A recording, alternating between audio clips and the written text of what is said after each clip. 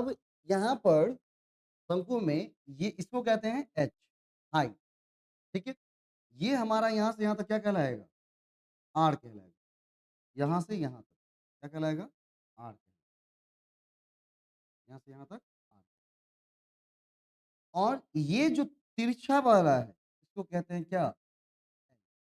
Slant height कहा। तो क्या कहता है? स्लैंट, तिर्यक ऊँचाई इसको कहते हैं। ये होती है हाइट, ऊँचाई। ये होती है हाइट, ऊँचाई और ये होती है एल, स्लैंट हाइट कहते हैं इसको, स्लैंट हाइट, तिर्यक ऊँचाई। तो कहते हैं तिर्यक ऊँचाई, तिर्यक, ठीक है? शंकु पूरा समझे ना? शंकु कोण, कोण में ये यहाँ से यहाँ तक आर हमारा, ये वाला एल, इसको स्लैंट हाइट कहते हैं, मतलब तिर्यक ऊँचाई कहते हैं। और ये होती है हाइट, ऊँचाई। और शंकु का आयतन होता है पाई आर एल। अब कह रहा है कि वो जो शंकु के आकार का है वो किस पर माउंटेड है? अर्धगोले पर माउंटेड। अर्धगोला मतलब आधा, हाफ गोला, कटोरी टाइप। उस पर हमने कोण को चढ़ा दिया है। उसका जो सेंटीमीटर, 7 सेंटीमीटर व्यास वाले, मतलब यहाँ से यहाँ तक कितना है?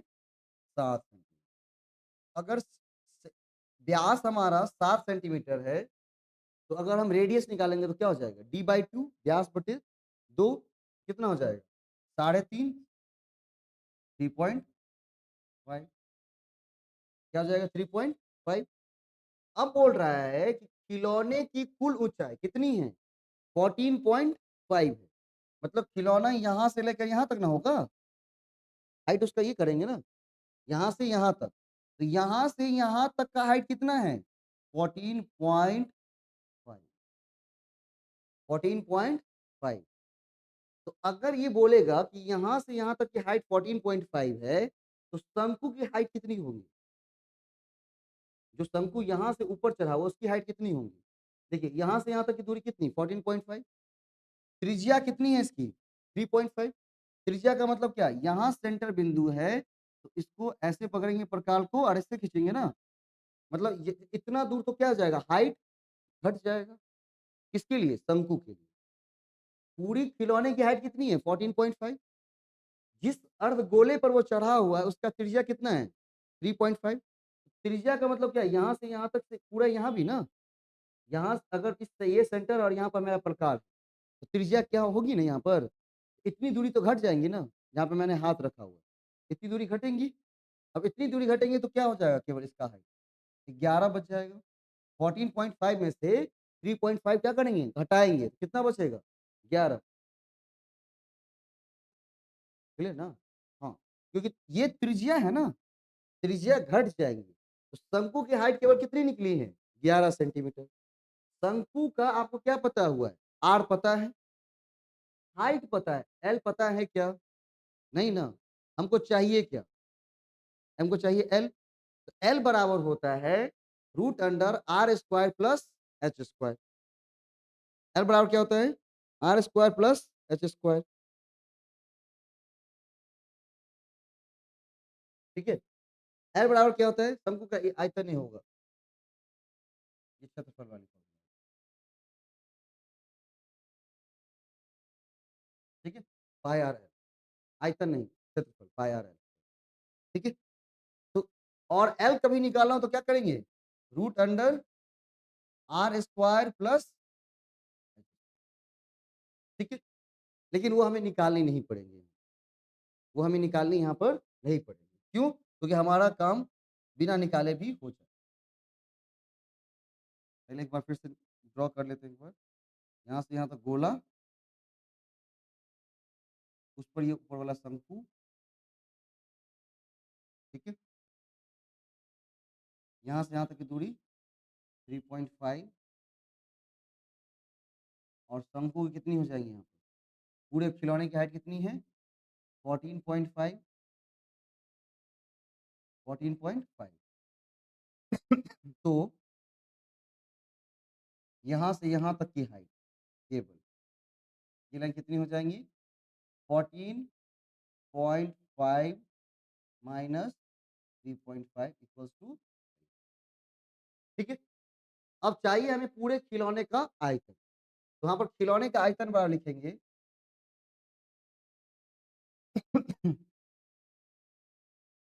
खिलौने का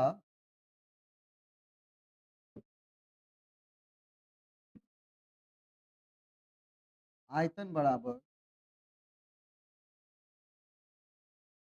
शंकु का आयतन शंकु का आयतन प्लस एक चीज और जुड़ा हुआ है ना इसमें, अर्धगोला, अर्धगोले का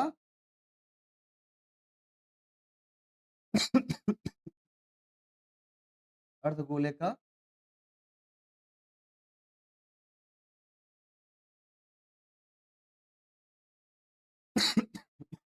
यहाँ इसका होता है शंकु का आयतन 1/3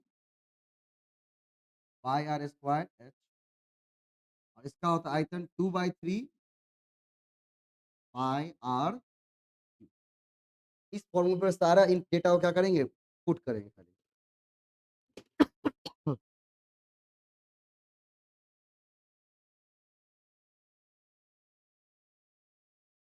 1/3 पाई आर स्क्वायर एच शंकु का आयतन है, वो उसका क्षेत्रफल था पाई आर है।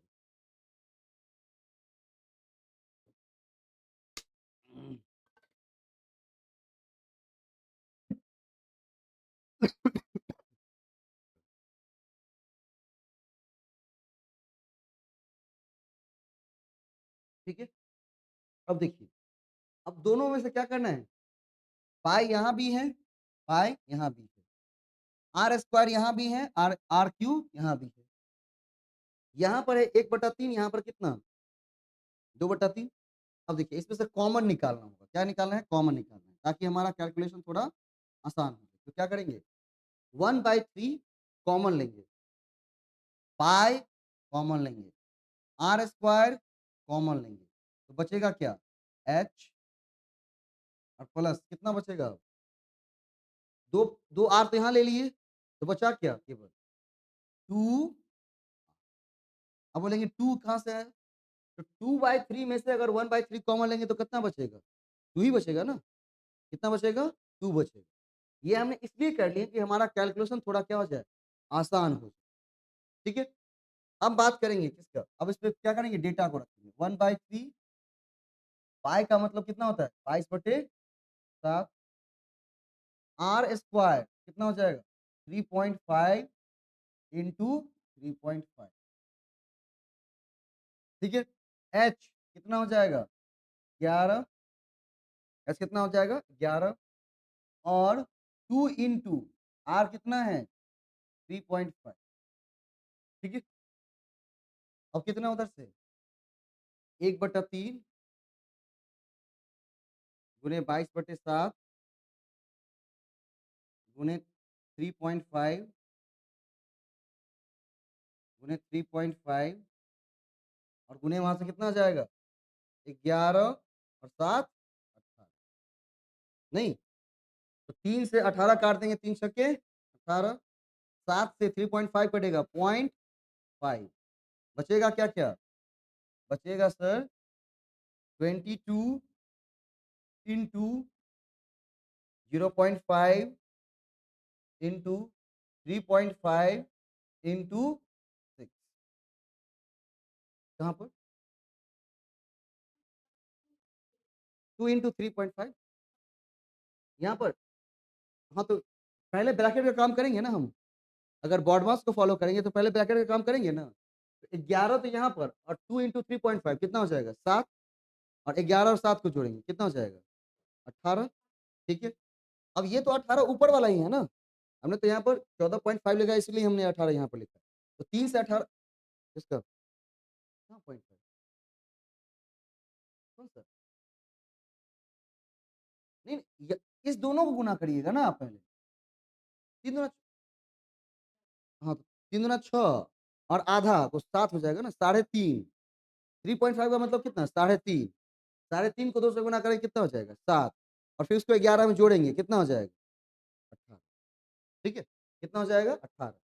तो वही 1/3 गुने 22/7 गुने 3.5 गुने 3.5 गुने 18। तो 3 छक्के 18 गया, 7 से ये गया, 7 पंचे 35, तो 0.5 बचा क्या क्या? 22 गुना 0.5 गुने 3.5 गुने 6, ठीक है? अब यहाँ पर करेंगे, ये कितना हो जाएगा?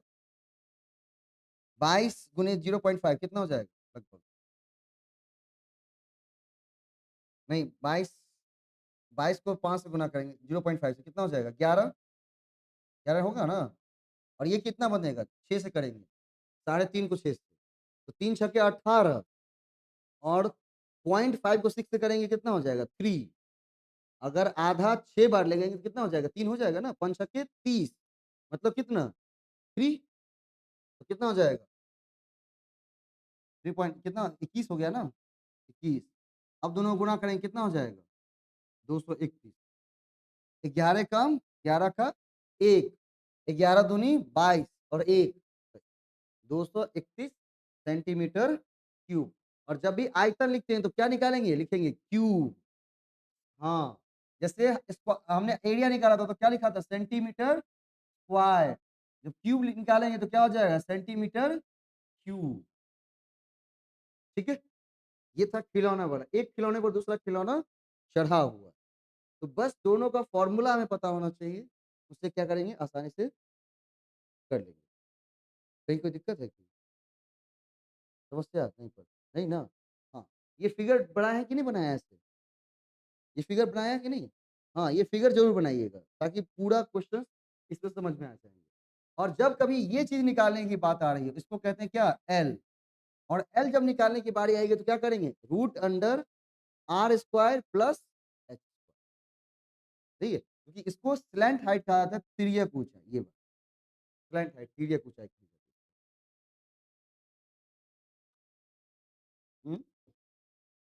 है। एच हाइट ये वाला ऊंचाई इसको हाइट कहेंगे। ये वाला जो हाइट है तो ये तिर्यक ऊंचाई है ना, स्लैंट हाइट।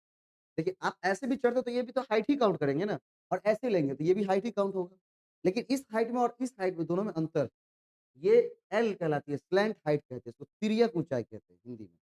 और ये होती है एक्चुअल हाइट जिसको आप एच से डिनोट करते हैं, ठीक है, शंकु के अंदर। ठीक है, हाँ, चलिए आगे बढ़े इसमें। कौन बात है? 1/3 पाई आर स्क्वायर एच और 2/3 पाई आर क्यूब।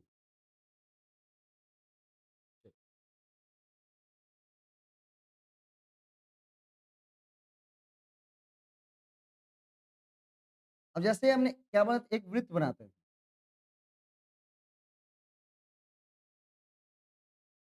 ठीक है, उसमें करते क्या है, इतना खंड हम काट लेते हैं अलग। जैसे मान लीजिए कि पिज्जा, पिज्जा को स्लाइस में काटा जाता है ना, ऐसे ऐसे काट देता है, कटर मशीन होता है, ठीक है। पिज्जा जो खरीदते हैं तो क्या करते हैं लोग, कटवा लेता है, पूरा रोटी की तरह तो नहीं खाएंगे तोड़ तोड़ करके, उसको काटा जाता है मशीन से, कटर होती है, काट दिया, लगभग स्लाइड बना दिया। अब मान लीजिए हम एक स्लाइड निकाल लेंगे, यदि हम इमेजिन करते हैं पिज्जा को और एक स्लाइड हटा लेंगे वहाँ पे, कितनी दूर हट जाएगी मान लीजिए, इसको कलर कर देते हैं, कितनी दूर हट जाएगी, कितनी दूर ब्लैंक हो जाए। अब ये जो बाकी जो पार्ट बचता है ना, या ये पार्ट जो आपने हटाया है, इसको कहते हैं त्रिज्यखंड, सेक्टर कहते हैं। इंग्लिश में कहते हैं सेक्टर, त्रिज्यखंड कहा जाता है। ठीक, तो जब भी हम क्या करते हैं, कोई भी सर्कल बनाते हैं, उसका जो ये जो पॉइंट, इस पॉइंट पर जो एंगल होती है वो कितनी होती है? 360 की होती है। जैसे ही मान लीजिए हमने प्रकाल को रखा और सर्कल बनाने के लिए ऐसे घुमाया, ठीक है, और ऐसे घुमाया तो क्या बन जाएगी ये? 360 डिग्री बन जाती है। कितनी बन जाती है? 360 डिग्री बन जाती है। उसमें से जितना हम सेक्टर हटाएँगे, जितना सेक्टर हटाएँगे, तो यहाँ पर कोई ना कोई एंगल तो फॉर्म होंगी, कुछ एंगल फॉर्म होंगी ना यहाँ पर, ठीक है? और इधर भी कुछ एंगल फॉर्म होंगी। मान लीजिए कि ये एंगल 60 हम मान लेते हैं। ये क्या कितना एंगल है? 60। तो अगर रेस्ट एंगल हमसे पूछेगा तो कितना हो जाएगा? 300, क्योंकि टोटल एंगल हमारे पास कितनी है? 360। अगर एक सेक्टर, एक स्लाइस हम हटा रहे हैं पिज़्ज़ा से, तो मतलब 60 डिग्री का एंगल वहाँ पर फॉर्म हो रहा है। तो बाकी में कितने डिग्री का एंगल फॉर्म हो रहा होगा? 300 डिग्री का।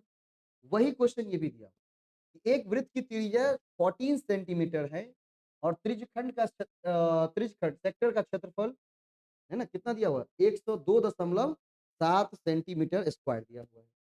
तो त्रिज्यखंड की केंद्रीय कोण की माप क्या होगी? मतलब उस सेक्टर में जो कोण बन रहा होगा, उसका मेज़रमेंट पूछ रहा है। मतलब उस त्रिज्यखंड में जो कोण बन रहा होगा, उसका मेज़रमेंट आपसे पूछ रहा है।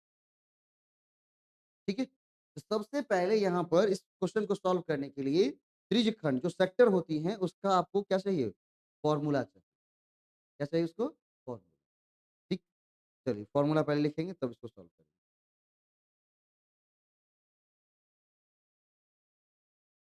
ये क्वेश्चन है 9वां 9th-10th में पढ़ते हैं ये लोग। आप त्रिज्यखंड जब पढ़ेंगे 9th-10th का क्वेश्चन है ये।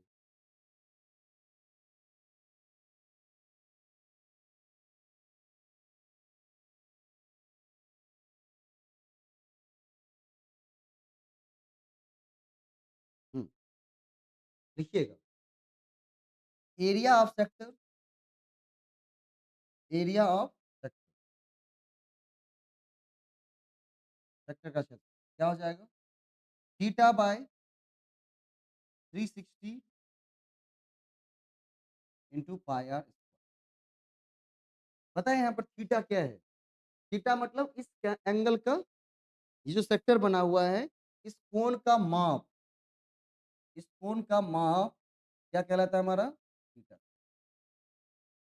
कोण का माप हमारा क्या कहलाता है? थीटा। तो जो कोण का माप होगा, यही चीज़ निकालना है। बाकी चीज़ हमें क्या किया हुआ है? दिया हुआ है। क्या दिया हुआ है? कितना उसका है एरिया? 100 102.7 102 दशमलव 102 ना 102.7 थीटा हमें पता है क्या? नहीं पता है। बाई 360 इंटू पाई हमें पता है ना? पाई का मान कितना होता है? 22/7 आर पता है कितना? 14 और गुणे 14 क्योंकि आर स्क्वायर की बात हो रही है। आर स्क्वायर की बात होती है तो कितना हो जाएगा? 14 7 दूना 14 ठीक है? अब क्या-क्या बचा इधर? 102.7 इधर क्या बची हैं? थीटा बाय 360 इंटू अब यहाँ पर क्या हो जाएँगे? 44 गुणे 14 44 गुणे 14 44 गुणे 14 करेंगे कितना हो जाएगा? 4 चौक 14 चौका 56 का 6 हासिल 5 और 14 चौका 56 और 5 कितना? 61 600 मतलब यहाँ पर कुछ इस तरह का सीन आ रहा है 102.7 बराबर थीटा बाय 360 इंटू 600 ठीक है इंटू 616 अब यहाँ पर ये देखिए यहाँ पर क्या हो जाएंगे क्रॉस मल्टीप्लाई वाला फॉर्मूला लगाते क्या करेंगे क्रॉस मल्टीप्लाई ये इससे गुना होंगी और ये इससे गुना होंगी तो क्या निकल के आएगा 102.7 गुणे 360 ठीक है बटा बराबर थीटा इंटू 600 जब थीटा की बारी आएगी तो क्या हो जाएगा 102.7 गुणे 360 बाय 600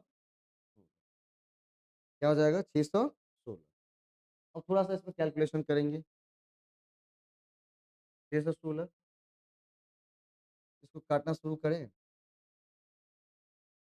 4 से कटेगा ना 4 नवा 36 यहाँ पर 90 बच गया और यहाँ पर कितनी बच जाएंगी 4 एकम 4 2 4 पंचे 20 4 चौके 154 है ना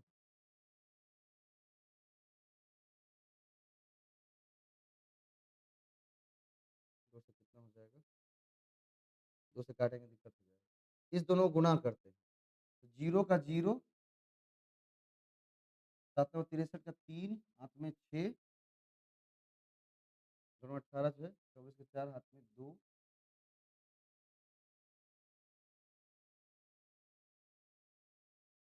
100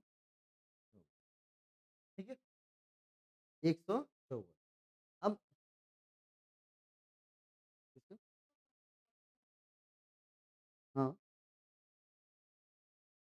14 चौका 56 का 6 हाथ में 5 और 14 को चौका 56 और 5 61 616 है ना? अब 154 से भाग देना है किसमें? कोई और कटने वाला है क्या? 5 4 9 1 नहीं कटेगा। 2 से ही काटना पड़ेगा फिर, कुछ ना कुछ तो करना पड़ेगा। कितना हो जाएगा? 77 और यहाँ पर हो जाएँगे आपके कितने? 2 से 2 चौका 8 2 एकम 2 2 चौका 8 2 छक्के 12 2 दूनी 4 4 6 2 1 5 अब 77 से भाग देंगे किसमें?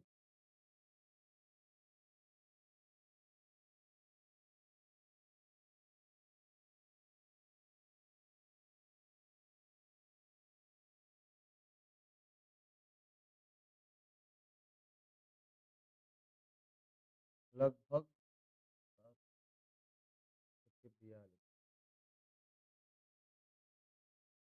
छक्के 42 2 से 2 कटा कितना 60 डिग्री कितना आ रहा है इसका आंसर 60 डिग्री तो कैलकुलेशन करेंगे कितना आ जाएगा 60 सेक्टर का क्षेत्रफल इसमें याद रखना क्या theta by 360 into pi r square calculation करेंगे कितना आ जाएगा हाँ कितना आ रहा है आपका कौन सा कहाँ नहीं समझ में बताइए ना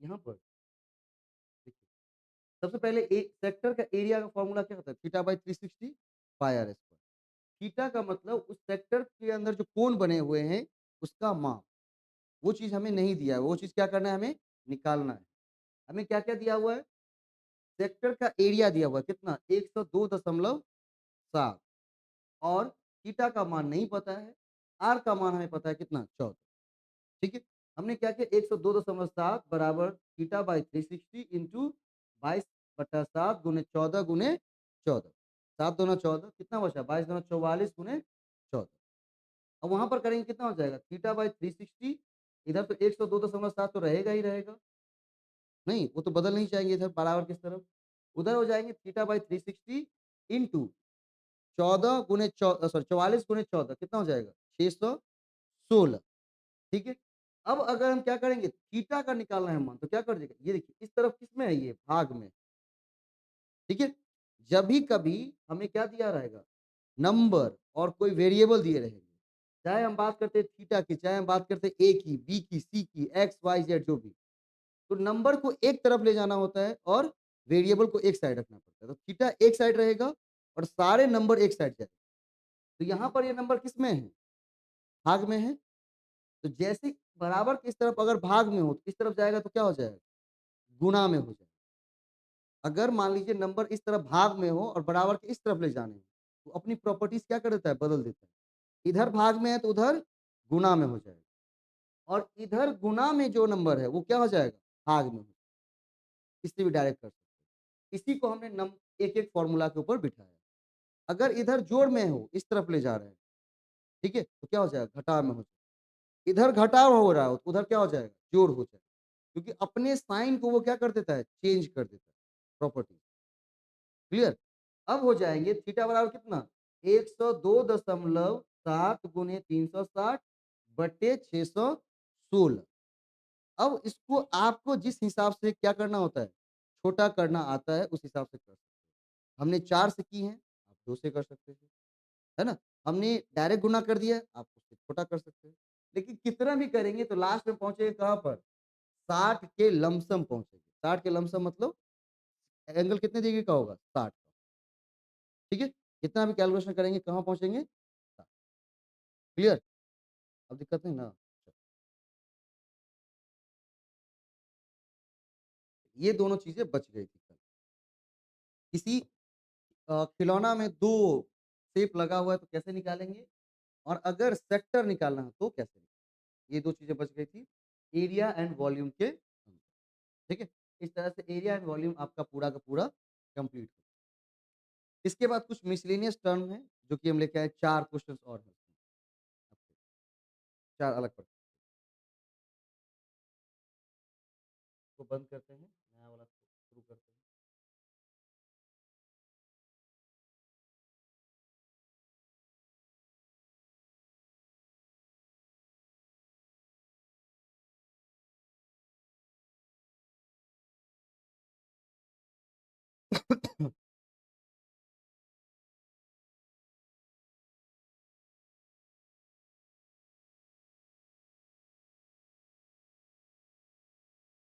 ये रहा,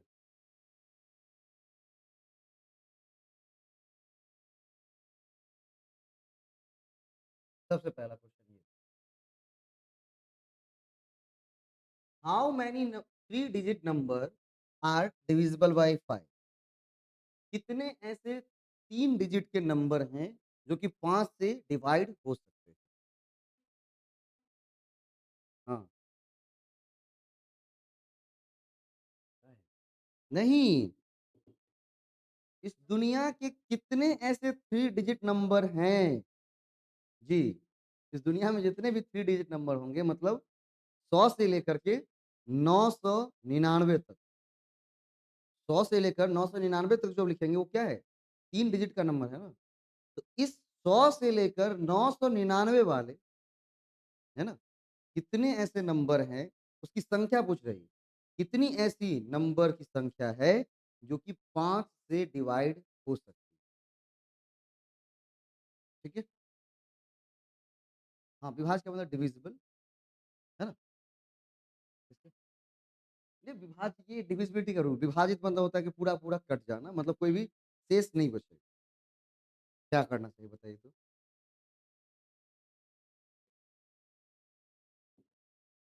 हाँ, ट्रिकी है। देखिए, सबसे पहले तो आपको डिविजिबिलिटी रूल आनी चाहिए कि डिवाइड डिवाइड करने का रूल, बोलेंगे सर अब डिवाइड करने का भी रूल है क्या? देखिए, है ना? वैसे हम क्या करते हैं, कोई नंबर 2 से डिवाइड होगा या नहीं होगा, 3 से होगा कि नहीं होगा, 4 से होगा कि नहीं होगा, तो कैसे करते हैं? अभी तक भाग दे के करते हैं। लेकिन हम बिना भाग दिए भी क्या कर सकते हैं, पता कर सकते हैं कि वो 2 से डिवाइड होगा या 3 से होगा या 4 से होगा या 5 से होगा। वो कैसे? तो उसके रूल के हिसाब। 2 सबसे पहले किसका लेते हैं हम? 2 से लेते हैं, क्योंकि 1 तो ले नहीं सकते। एक ऐसी संख्या है जो सभी संख्याओं को डिवाइड कर सकती है। एक बार मास्टर साहब से पूछा क्वेश्चन कि क्या 1 सभी संख्या को डिवाइड कर सकती है क्या? 1 सभी सभी संख्या को डिवाइड कर सकती है क्या? बिल्कुल। कैसे? है ना? जैसे आप 2 1 जा 2 ही पढ़ते हैं ना, 2 2 जा पढ़ते हैं थोड़े से। पहले क्या करते हैं? 1 करते हैं। तो भई 1 किसी भी इस 1 की एक खास बात है, वो किसी भी संख्या को पूरा-पूरा डिवाइड कर सकता है, एक भी शेष नहीं बचेगा। अब जैसे 10 है, तो 10 से गुना 10, 12 है, तो कोई भी शेष नहीं बचेगा। शेष बचने कहाँ शुरू होते हैं? 2 से, 3 से, 4 से। तो ब सबसे पहला रूल किसका आता है? 2 का। तो कहता है यदि किसी संख्या के लास्ट डिजिट, जैसे मान लीजिए मैं संख्या लिख रहा हूँ 2, 8, ठीक है? और यहाँ पर इसको कहते हैं क्या? इकाई अंक। संख्या का क्या होता है ये? इकाई अंक होता है। वन्स प्लेस, ये टेन्स प्लेस और ये 100 प्लेस। हमें दोनों चीज़ें आती हैं। हाँ, क्योंकि होम ट्यूशन में बिहार बोर्ड को भी पढ़ाते थे और सीबीएसई भी आते थे। तो इसको कहते हैं इकाई इकाई अंक, वन्स प्लेस, ये हो गया टेन्स प्लेस और ये 100 प्लेस। दहाई अंक और सैकड़ा। फिर होता है थाउज़ेंड्स, 10,000, हज़ार, 10,000, लाख, 10 लाख। तो बोला कि यदि किसी संख्या का जो इकाई अंक है, वो अगर 0, 2, 4, 6, 8, यदि किसी संख्या के इकाई अंक क्या हो? इकाई अंक पर क्या होनी चाहिए? इकाई अंक 0, 2, 4, 6, 8, या हम उसको ऐसे भी कर सकते हैं। यदि किसी संख्या का अंतिम डिजिट, लास्ट डिजिट मतलब जब हम संख्या लिख रहे होंगे, तो जो लास्ट डिजिट हम लिख रहे हैं, अगर वो 0 हो रही है, 2, 4, 6 और 8, तो वो 2 से पूरा-पूरा डिवाइड हो जाएँगी, वरना नहीं। ठीक है? अब किसी बड़े संख्या में इसको अप्लाई करके चेक कर सकते हैं। अगली आती है किसकी? 3 का डिविजिबिलिटी रूल। किसका? 3 का डिविजिबिलिटी रूल। अब 3 का डिविजिबिलिटी रूल कहता है कि संख्या जो दी गई है, उसके डिजिट को जोड़िए। क्या करें उसके? डिजिट सबको जोड़िए। डिजिट को जोड़िए मतलब जैसे अब है 3, 2, 4। तो 3 डिजिट है ना इसमें, 3, 2, 4। इन तीनों डिजिट को क्या करिए? आपस में जोड़िए। 3, 2, 5 और 4, 9 और उसका जो सम आता है जोड़ करके, इसका जो सम आता है, अगर वो 3 से डिवाइड होती है, तो पूरी संख्या क्या हो जाएगी? 3 से कट जाएगी, डिवाइड हो जाएगी। मतलब किसी संख्या के सभी डिजिट का सम निकालना है। यदि सम 3 से डिवाइड हो रहा हो, तो पूरी संख्या 3 से डिवाइड हो जाएगी, वरना नहीं। ठीक है? अगली है डिविजिबिलिटी रूल 4 की। किसकी रूल है? 4 की। बोलता है कि यदि किसी संख्या का अंतिम 2 डिजिट, क्या करना है यहाँ पर? अंतिम 2 डिजिट मतलब वन्स और टेन्स। तो वन्स और टेन्स में यहाँ पर क्या आ रहा है? 84। तो कहता है यदि किसी संख्या के अंतिम 2 डिजिट क्या हो? 4 से विभाजित हो रहे हों, तो पूरी संख्या 4 से विभाजित हो जाएगी। मतलब इसमें कितना कंसीडर कर रहे हैं? अंतिम 2 डिजिट को। अंतिम 2 डिजिट को अगर लेंगे तो क्या बन जाएगा? 84 और 4 से भाग करें तो 84 में 4 दूनी 8, 4 एकम 4। मतलब पूरी की पूरी संख्या 4 से डिविजिबल होंगी। अगली है 5 की।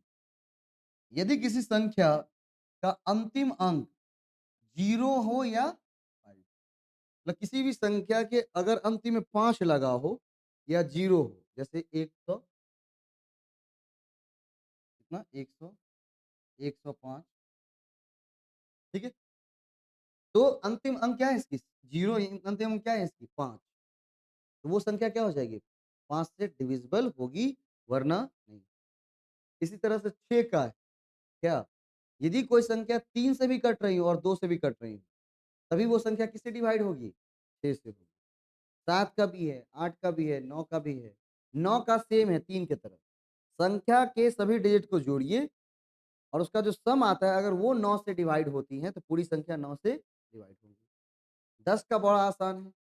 किसी संख्या के अंत में अगर 0 लगा हो, मतलब उसके वन्स प्लेस पे हमेशा क्या होना चाहिए? 0, तभी वो संख्या 10 से डिविजिबल होंगी, वरना नहीं होंगी। 8 का क्या है? अंतिम 3 अंक को लेना है। क्या करना है? अंतिम 3 अंक को। मतलब सैकड़ा, दहाई और इकाई, इन तीनों अंकों को लेकर जो संख्या बनेगी, अगर वो 8 से डिवाइड होती है, तो पूरी संख्या 8 से डिविजिबल। ठीक है? अब इसमें हम बात करते हैं हमारा काम किससे है? हमारा काम है 5। तो बोलता है कि 5 नहीं, 2-3 डिजिट का ऐसा कितना नंबर है जो कि क्या करेगा? जो 5 से डिवाइड होगा। अंक है ना? 3 डिजिट का कौन-सा नंबर है जो कि 5 से डिवाइड होगा? अब 5 से डिवाइड होगा तो मतलब सबसे पहले शुरुआत किस कहाँ से होंगी? 100 डिवाइड होगा या नहीं होगा? और लास्ट कौन-सा होगा? कौन-सा? 995। मतलब अगर 3 डिजिट की हम बात करें, तो सबसे पहले कहाँ जाना होगा? सबसे पहले 100 पर और अंतिम किस पर? 995 पर। तो बोलता है कि 9 ऐसी कितनी संख्या है, कहाँ से? 100 से लेकर 995 तक। कितनी संख्या दी गई है, ये निकालना है। ठीक है? तो यहाँ पर बनती है कौन-सी श्रृंखला? एपी। इसको क्या कहते हैं? AP, arithmetic progression. इसको हिंदी में कहते हैं अंकगणितीय श्रेणी। ठीक है? अब यहाँ पर सबसे पहला नंबर जो क्या होगा? 3 डिजिट का वो पहला नंबर कौन-सा होगा जो 5 से डिवाइड होगा? वो है 100। अगली वाली कौन-सी होंगी? 105, फिर अगली वाली 110, फिर अगली वाली इसी तरह से कहाँ तक जाएँगे? 995 तक। 995 के बाद 996 5 से डिवाइड नहीं होगा। 97 नहीं होगा, 98 नहीं होगा, 99 नहीं होगा और 1000 जब भी बात करेंगे तो होगा 5 से डिवाइड, लेकिन उसको हम कंसीडर नहीं करेंगे। क्यों? क्योंकि हमको चाहिए केवल 3 डिजिट का नंबर। क्या चाहिए हमें? 3 डिजिट का नंबर। अब यहाँ 100 से लेके 995 तक के बीच में कितनी संख्या है जो 5 से डिवाइड होंगी? इसको काउंट करने लग जाएँ, इतना आसान तो है नहीं। इसी चीज़ों को आसान करने के लिए गणित ने एक टर्म बनाया जिसका नाम है अर्थमेटिक प्रोग्रेशन। क्या नाम है उसका? अर्थमेटिक प्रोग्रेशन, अंकगणितीय श्रेणी। इसमें होता क्या है? इसमें कहता है कि जो पहला वाला है वो हमारा क्या है? प्रथम पद। उसको क्या कहेंगे हम? प्रथम पद, फर्स्ट टर्म। ये भी एक प्रकार का क्या है? श्रृंखला है, सीरीज है। नंबर यहाँ ये क्या है? एक नंबर सीरीज है। लेकिन इसकी खास बात है, यहाँ पर पहले टर्म से दूसरे टर्म के बीच भी दूरी कितनी होंगी? सेम होंगी। कितनी? 5। दूसरे से तीसरे के बीच में डिफरेंस दूरी कितनी होंगी? सेम 5 होगी। तीसरे से चौथे के बीच में 5। इसी तरह से आगे वो बढ़ता हुआ चला जाए। अर्थमेटिक प्रोग्रेशन भी क्या है? एक नंबर सीरीज ही है। लेकिन ये एक ऐसा नंबर सीरीज है जिसमें अंतर मतलब पहले वाले टर्म का दूसरे वाले से अंतर कितना है? 5। दूसरे वाले का तीसरे वाले से 5। तीसरे वाले से चौथे वाले के पास क्या होगा? 5। इसी तरह से वो 5-5 बढ़ता है। तो यहाँ पर एक फ़ॉर्मूला लगाते हैं जिसका और इस फ़ॉर्मूला का नाम है Tn बराबर A plus 9 minus 1 into D. Tn का मतलब होता है जहाँ तक हमें पहुँचना है। जहाँ तक हमें पहुँचना है। हमें पहुँचना कहाँ तक है? 995 तक पहुँचना है। A का मतलब प्रथम पद। शुरुआत हमने कहाँ से की थी? 100 से प्लस n माइनस 1। n तो नहीं पता है, n मतलब कितना? वो नंबर ही तो पूछ रहा है ना n। कितने नंबर्स इसके बीच में होंगे? n बराबर क्या? Number of term. कितने टर्म? तो वही टर्म तो निकालना है कि 180 टर्म है कि 200 है क्या 120 है। n तो हमें नहीं पता है यहाँ पर। अब बात करें किसकी? d की। d का मतलब होता है डिफरेंस। मतलब पहले वाले से दूसरे वाले के बीच डिफरेंस, दूसरे वाले से तीसरे वाले के बीच का डिफरेंस। डिफरेंस कितना आ रहा है केवल? 5। यहाँ 5 लिख देंगे। अब क्या हो जाएगा पता है? यहाँ पर 995 ठीक है? 100 किधर आ जाएगा? इधर ठीक है? Plus n minus 1 sorry plus नहीं बराबर n माइनस 1 इंटू ठीक है? यहाँ से कितनी हो जाएंगी? 895 बराबर n माइनस 1 इंटू कितना? 5। नंबर को इस तरफ भेजेंगे तो क्या हो जाएगा? n माइनस 1 बराबर 895 भागा कितना? 5। 5 से कम 5 बना 179 मतलब n माइनस 1 बराबर कितना? 179 और n बराबर काउंट करेंगे कितना हो जाएगा? 179 और जो 1 है वो कहाँ चला जाएगा? 1 कितना हो जाएगा आंसर? बात समझे? इसी तरह से क्वेश्चन वो केवल इसमें 5 में दिया है, हो सकता है किससे दे दे? 2 से दे दे, कि 2 डिजिट का वो कितना नंबर है जो कि 2 से डिविजिबल होगा? निकालिए तो। 2 डिजिट के वो कितने नंबर्स हैं जो कि 2 से डिवाइड होंगे? 2 से, है ना? सारी चीज़ें वही रहेंगी, बस मैंने क्वेश्चन बदल दिए। क्या? 2 अंकों की ऐसी कितनी संख्याएँ हैं 2 डिजिट की ऐसी कितनी संख्याएँ हैं जो 2 से डिवाइड होंगी? उसकी संख्या निकालिए। 2 अंकों की ऐसी कितनी संख्या है जो 2 से डिवाइड होंगी? सब कुछ सेम होगा। मैं क्वेश्चन इसलिए बदला है कि हो सकता है अगर क्वेश्चन अगली बार बदले, तो आप उसके लिए बिल्कुल घबराएँ नहीं।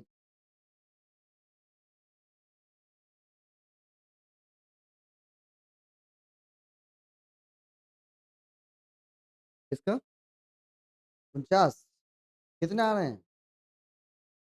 शुरुआत कहाँ से करेंगे? 2 डिजिट का हमने पूछा है ना, तो 2 डिजिट का वो पहला कौन-सा नंबर होगा जो 2 से डिवाइड होगा? 10 2 पंचे 10 और फिर कौन-सा? 12 फिर 14 फिर 16 और इसी तरह करते-करते कहाँ तक?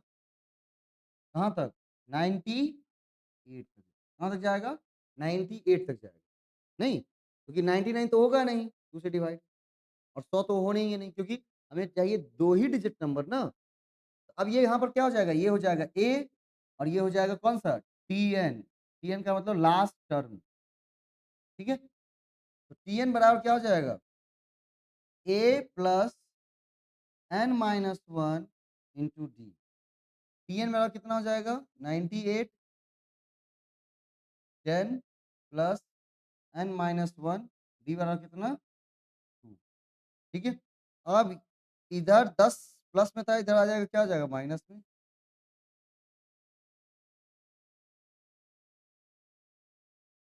कितना हो जाएगा 88 बराबर एन माइनस 1 इंटू 2। इसका मतलब क्या, एन माइनस 1 बराबर कितना 88 भागे 2 कितना हो जाएगा 44। एन बराबर कितना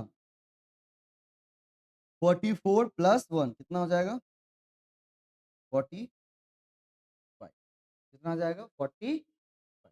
45 संख्याएं ऐसी हैं 2 डिजिट की जो कि 2 से पूरा पूरा डिवाइड नहीं, क्या मतलब एक क्वेश्चन बनाने के बाद दूसरा क्वेश्चन बनता है ना, उसमें दिक्कत नहीं आती है। हाँ, चलिए, इसको हटाते हैं। ये रहा 180 वाला, ठीक है, ये क्वेश्चन था।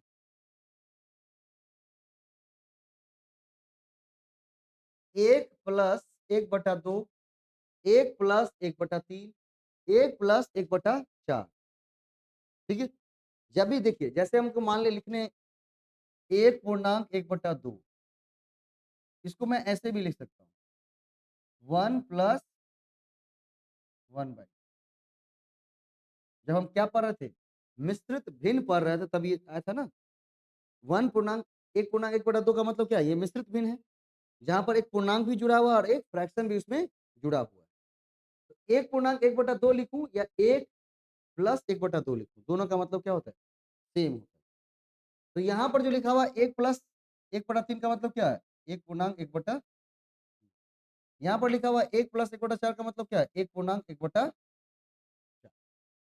और जब इस सबको सॉल्व करेंगे, यह कहाँ तक जाना है, 1 प्लस 1/120, मतलब क्या, इसका मतलब है 1 पूर्णांक 1/, ठीक है। अब जब इसका कैलकुलेशन करेंगे तो ये कितना हो जाएगा, 3 एकम 3 और 1 कितना हो जाएगा 4, 4/, ये कितना हो जाएगा 4/, सब ब्रैकेट में है, मतलब किस में, गुना के रूप में दिया हुआ है, ठीक है। अगला क्या, ये हो जाएगा 121, ठीक। इस श्रेणी की एक खास बात होती है, देखिए श्रेणी क्या है, 1/2 ही दिया हुआ है ना, सर यहाँ 4/3 नहीं होगा, 4/, एक पूर्णांक, इसका मतलब क्या, 1 पूर्णांक 1/2, इसका मतलब 1 पूर्णांक 1/3, इसका मतलब 1 पूर्णांक 1/4, और इसका मतलब है 1 पूर्णांक 100,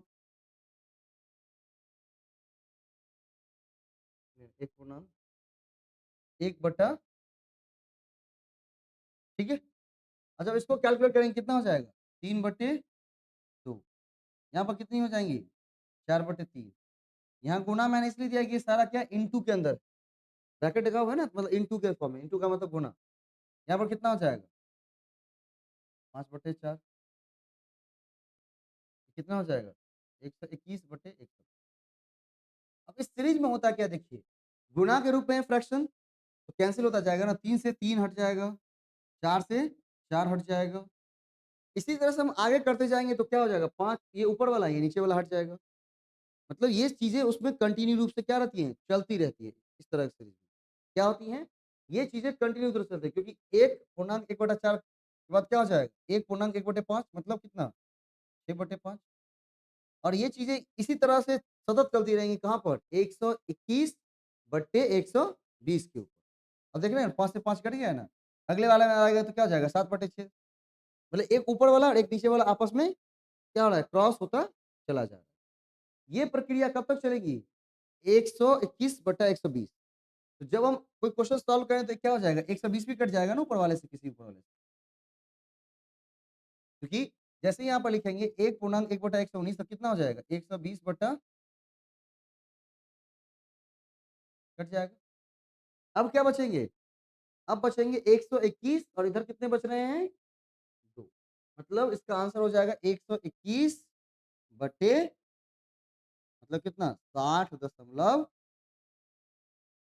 कितना हो जाएगा? 60 दशमलव 60 दूना 120 और 0.5 का मतलब कितना हो जाता है? 1 दोनों को जोड़ देंगे कितना हो जाएगा? 100 ठीक? ये चीज़ें ऐसे ही चल रही होती है। तो ये चीज़ें सिर्फ़ आपको दी जाती है डराने के लिए। अगर उस तरह से क्वेश्चन आएँगे कि भई कितने डिवाइड हो सकते हैं तो एपी बना लेंगे।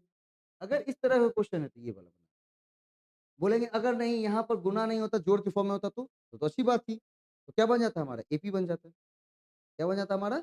एपी बन जाता जो कि हम फ़ॉर्मूला इससे पहले एपी का लिख ठीक है? ये क्वेश्चन बना दीजिए तो।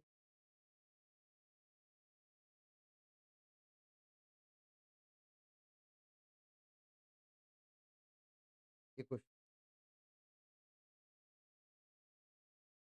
यहाँ भी सेम ही है। एक पिज़्ज़ा वाला पहले दिन 2-5 जितना उसके पास कुल पिज़्ज़ा था उसका 2/5 भाग क्या कर दिया है? बेच दिया है। दूसरे दिन फिर पिज़्ज़ा निकला और अपने पूरे जो भी पिज़्ज़ा लेके गया था उसका 3/4 बेच के मार्केट चला आया। तीसरे दिन नहीं पिज़्ज़ाओं का दूसरे दिन 3/4 और तीसरे दिन कितना करता है? तीसरे दिन करता है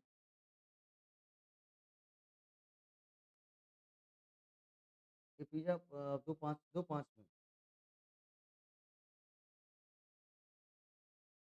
क्या हो जाएगा 9/16 होता है। छूट गया क्या? तीसरे दिन 9/16 यहाँ पे लिखिए 9/16 9/16 पिज़्ज़ाओं का वितरण किया करता है। यदि प्रत्येक दिन की शुरुआत उसके पास समान संख्या के पिज़्ज़ा से थे, तो किस दिन सबसे अधिक पिज़्ज़ा की वितरित किया? पहले दिन कितना किया है? 2/5 भाग। दूसरे दिन कितना किया है? 3/4 और तीसरे दिन क्या किया है? 9/16 कितना भाग? 9/16 भाग। अब बोल रहा है कि इन तीनों दिन जो पिज़्ज़ा का वितरण किया है, तो सबसे ज़्यादा किस दिन बेचा है? ये निकालें। हाँ, सबसे ज़्यादा किस दिन बेचा है? वो निकालें। फिर वही बात, सबसे बड़ी संख्या निकालनी होगी ना? कौन-सी? 2/5 कितना? 3/4 मतलब 3/4 और कितना 9/16 इन तीनों में से क्योंकि सभी दिन उसके पास पिज़्ज़ा क्या है? समान ही है ना? तो हम मान लेते हैं क्या पिज़्ज़ा उसके पास एक ही है रोज़। पहले दिन वो कितना खाता है? 2/5 खाता है। दूसरे दिन फिर एक फ्रेश पिज़्ज़ा उसको मिला, उसका 3/4 भाग वो खा लिया, चट कर लिया। अगले दिन जब पिज़्ज़ा खाने गया तो उसने पिज़्ज़ा कितने स्लाइड कटवाए हैं? 16 स्लाइड में कटवाए। जिसमें से 9 स्लाइड वो खा चुका है। तो कहने का तात्पर्य ये है कि उसके पास रोज़ हम एक-एक पिज़्ज़ा ही दे रहे थे। बराबर पिज़्ज़ा था रोज़ के दिन। लेकिन शाम को जब जा रहे थे तो कंडीशन कुछ इस तरह से थी। पहले दिन 2/5 खा लिया था, दूसरे दिन 3/4 खा लिया था। दूसरे दिन तीसरे दिन कितना 9/16 पिज़्ज़ा वो खा चुका। तो बताना है कि सबसे ज़्यादा पिज़्ज़ा किस दिन खाया। उसके लिए क्या करना पड़ेगा? इस फ्रैक्शंस का क्या करना पड़ेगा? सबसे इस फ्रैक्शन में सबसे ज़्यादा कौन है? वो निकालना पड़ेगा। कौन हो जाएगा? तो फ्रैक्शन का बड़ा और छोटा निकालने के लिए बताए हुए हैं ना, क्या करना है? इन दोनों के बीच क्या करना है? डिफरेंस निकालना है। कितना हो जाएगा? 3 इन दोनों का 1 इन दोनों का अब क्या करता है? अब इस सब को क्या करेंगे? एलसीएम करेंगे इन सब को।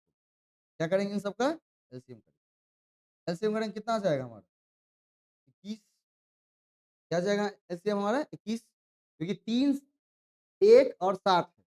3 1 7 का निकालेंगे एलसीएम तो कितना हो जाएगा? 21 ठीक है? अब क्या करना होता है कि जो डिफरेंस आपने निकाला है उसको उससे एलसीएम में भाग करना होता है ना? कितने हो जाएँगे?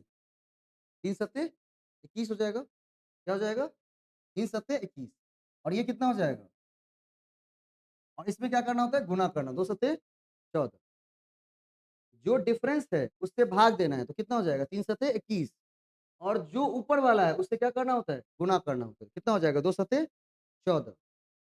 फिर इससे भाग देना है, कितना हो जाएगा, 1 से 21 में भाग देंगे 21, और ऊपर से गुना करना होता है, 21 दिया कितना 63। फिर यहाँ से इसको भाग देना है, कितना, 7 तिया 21, और 9 में गुना करना है, 9 तिया 27। अब इन तीनों फ्रैक्शन से हमने क्या बनाया है, 3 संख्या बनाई है, कौन-कौन सी, 14, 63, 27। और इन तीनों में देखना है कि बड़ा कौन-सा है, बड़ा कौन-सा है, 63। तो सबसे बड़ा फ्रैक्शन कौन है, 3/4। वो किस दिन बाँटा है, दूसरे दिन। आंसर क्या हो जाएगा, डी। ठीक है? ये निकालने का ट्रिक है कि कोई भी फ्रैक्शंस अगर आपके पास होगा, उसमें बड़ा फ्रैक्शन कौन है और छोटा फ्रैक्शन कौन है, उसका निकाल सकते हैं। हम ये भी टेक्निक लगाते हैं, 5, 4, 16 का भी एलसीएम निकाल सकते हैं, लेकिन वो थोड़ा बड़ा हो जाएगा। लेकिन जब डिफरेंस निकाले कर लेंगे, तो क्या हो जाता है, छोटा हो जाएगा एलसीएम। तो भाग करने और गुणा करने में क्या होंगे, आपको आसानी। सबसे पहले क्या करना है, फ्रैक्शंस के अंश और हर का डिफरेंस निकालना है। 3, 1, 7। उस डिफरेंस से क्या करना है, एलसीएम निकालना है। एलसीएम निकालने के बाद उस डिफरेंस से उस एलसीएम में क्या करना है, डिवाइड करना है। 3 सत्ते 21, 1 से 21, और 7 तिया 21। और जो भी भागफल आएगा उसको क्या करना है, उसके अंश से गुना करना है। 2 तिया 6, 1 से 21 तिया 63, और 7 तिया का मतलब 9 तिया 27। अब इन तीनों संख्या में जो सबसे बड़ी संख्या है, इन तीनों संख्या में जो हमारी सबसे बड़ी संख्या है, वो हमारा सबसे बड़ा फ्रैक्शन है, और वो किस दिन आया है, डे 2 के दिन। कब आया है, डे 2 के दिन। आंसर क्या हो जाएगा, डे 2। ठीक है, क्या कोई दिक्कत तो बताइए ना। हाँ, एक लास्ट क्वेश्चन। ए बी का अनुपात दिया हुआ है, बी सी का दिया हुआ है, सी डी का दिया हुआ है, और रेशियो पूछ रहा है ना। हाँ, रेशियो फ्रैक्शन का ही, जैसे अपोजिट, जैसे हम लिखते हैं क्या, ए बी 3/4। इसको ऐसे भी लिख सकते हैं, कितना, 3 और 5 4 को इस तरह लिख सकते 3/, ठीक है। जो पहले होता है उसको ऊपर रखते हैं, जो बाद में होता है उसको नीचे रखते हैं, नहीं। अब यहाँ पर क्या दिया है, ए बी का अनुपात दिया है कितना, 1/2 अनुपात 3/8। बी सी का अनुपात कितना दिया हुआ, 1/3 अनुपात 5/9। और सी डी का कितना दिया हुआ है, 5/6 अनुपात 3/4। तो बोल रहा है ए बी सी डी का अनुपात क्या होगा, ए बी सी डी का अनुपात इसमें से क्या होगा, ये बताओ। ए बी सी डी का अनुपात आपके क्या होगा? ठीक है, ए बी सी डी का अनुपात क्या होगा? देखिए हमने दिया है ए अनुपात बी बराबर है 3/4। ठीक है, बी अनुपात सी कितने हैं, 2/3। तो आपसे मैं पूछ रहा हूं कि आप बताइए कि ए बी सी का अनुपात क्या होगा। ए और बी का अनुपात दिया है कितना, 3/4। बी सी का अनुपात कितना दिया है, 2/3। तो क्वेश्चन है कि ए बी सी का अनुपात क्या होगा। तो इस पर 4 सेट किया गया है, वो 2 पर भी क्या कर सकता है, आपको गिरा देगा एक बार, है ना। तो यहाँ पर सबसे पहले ढूँढनी होती है कि देखिए ए अनुपात बी और बी अनुपात सी में कॉमन कौन है, बी। कॉमन कौन है, बी। यहाँ पर बी का हिस्सा कितना दिया हुआ है, 4 हिस्सा। और यहाँ पर बी का हिस्सा कितना दिया हुआ है, 2 हिस्सा। ठीक है, क्या देखनी है वहाँ पर गौर करके कि ए अनुपात बी दिया हुआ है, मतलब यहाँ पर बी का हिस्सा कितना, 4। यहाँ पर बी अनुपात सी दिया हुआ है, बी का हिस्सा कितना, 2। और हमें निकालना है क्या, ए बी सी तीनों का। तो करना क्या है, बी के इस हिस्से से इस दोनों में गुणा करनी है, बी के इस हिस्से से इस दोनों में गुणा करनी है। तो कितना बन जाएगा, 3 दूना 6, 4 दूना, ठीक है। और बी के इस हिस्से से इस दोनों में गुणा करनी है, इसमें भी और इसमें भी। कितना हो जाएगा? 4 दूना 8, 3 चौके। अब देखिए दोनों जगह ध्यान गौर करके, ए बी अनुपात 6 अनुपात 8, बी सी अनुपात कितना 8 अनुपात 12। मतलब दोनों जगह बी बी करार कितना हो गया 8 8। तो अब ए बी सी एक साथ लिख सकते हैं ना, कितना? ए के लिए कितना 6, बी के लिए 8 और सी के लिए कितना। अगर ये छोटा होने वाला है तो छोटा कर लीजिए, नहीं होने वाला तो कोई बात नहीं, छोटा होगा। 2 तिया 6, लेकिन सब एक ही नंबर से, 2 चौका 8 और 2 छक्के 12। इससे आप नहीं कटेगा ना अब। तो क्या आ जाएगा अनुपात? 3 अनुपात 4 अनुपात, बात समझे? जब 2 अनुपात दिया हुआ, ए अनुपात बी 3 अनुपात 4, बी अनुपात सी 2 अनुपात 3। तो सबसे पहले आपको ढूँढना है कॉमन, कॉमन कौन है? बी। तो कॉमन बी है तो बी का यहाँ पे हिस्सा कितना है? 4। उस 4 से इस दोनों में गुना कर दीजिए, नीचे वाले में। तो कितना हो जाएगा? 8 और 12। यहाँ पर बी का हिस्सा कितना है? 2। उससे क्या करिए? ऊपर दोनों वाले गुना कर दिए, कितना हो जाएगा? 6 और 8।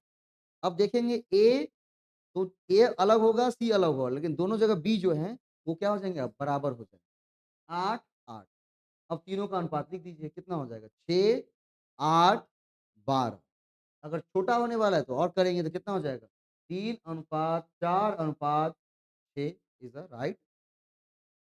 ठीक है? ये है कि 2 अनुपात दिए हो तो तीसरा अनुपात निकालें। यहाँ पर जो हमारा क्वेश्चन दिया था, ये इससे भी थोड़ा-सा एक लेवल ऊपर, कि ए बी का अनुपात कितना है? 1 अनुपात 2 और 3 अनुपात 8। ए अनुपात बी कितना है? 1 अनुपात 2 और 3 अनुपात, ठीक है? लेकिन यहाँ तो फ्रैक्शन में कोई भी नहीं लिखा हुआ है। मतलब इस फ्रैक्शन को क्या करना है? तोड़ना है। तो फ्रैक्शंस को तोड़ने के लिए रेशियो में क्या करेंगे पता है? Cross multiply. क्या करेंगे? Cross multiply. 1 गुने 8 बराबर कितना हो जाएगा? 8। 2 गुने 3 कितना हो जाएगा? 6। कितना हो जाएगा? 8 अनुपात 6।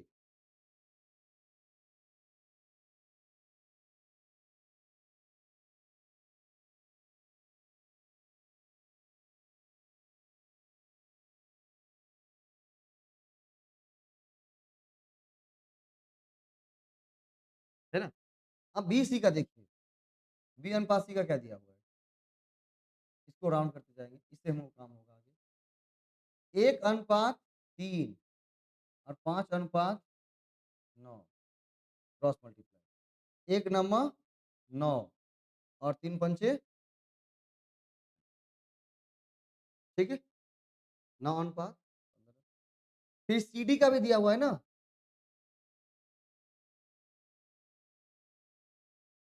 सीडी का कितना दिया हुआ है? 5 अनुपात 6, सॉरी 5/6 और 3/, क्रॉस मल्टीप्लाई कर दीजिए। 5 चौके 20, सत्रिक, ठीक है?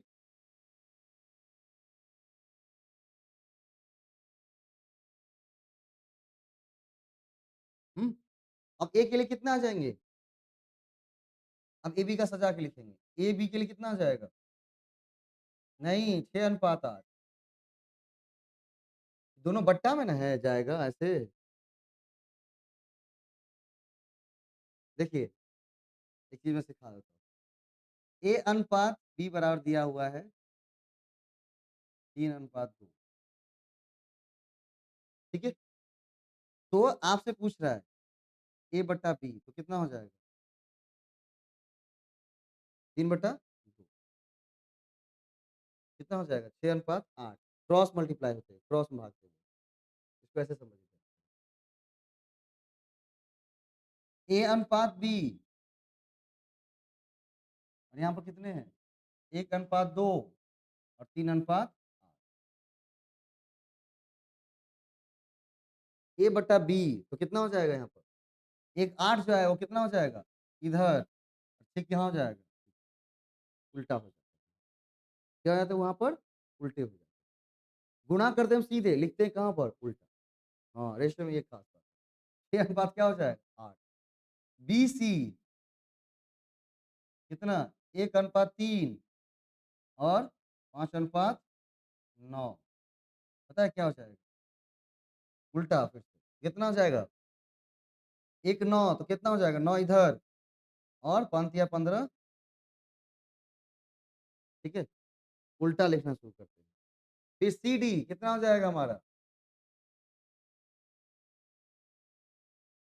सी डी कितना 5/6 और 3/3/4 कितना 5 चौका 20 और ये 3 छक 18 18 इधर 20 क्या क्या आ गया ए अनुपात बी बराबर कितना 6 अनुपात 8 यहाँ पर कितना बी और सी कितना 9 अनुपात 15 और सी और डी कितना 18/20 इसको खाली लिख लिया ना इसको एक जगह करना पड़ेगा पहले ये 1 to 5 में क्वेश्चन थे ए अनुपात बी कितना है आपका 6/8 बी अनुपात सी 9 अनुपात 9 अनुपात कितना 9/15 15 और सी अनुपात डी कितना था हमारा 20/18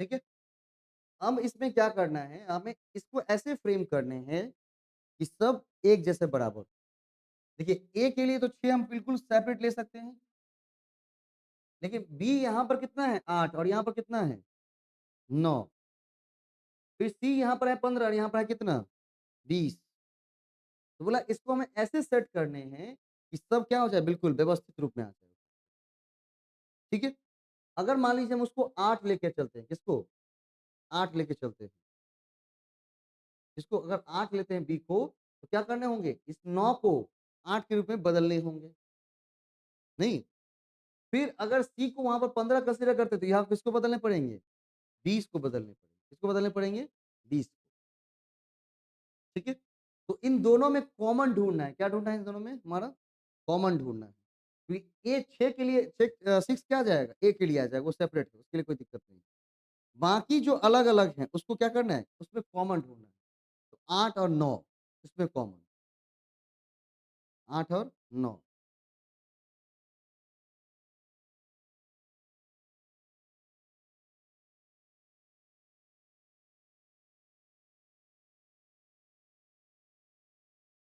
है कुछ कॉमन इसमें देखिए तो हाँ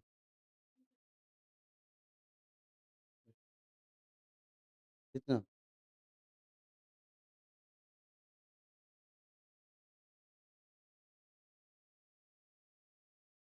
ए बी सी डी दिक्कत है ना आंसर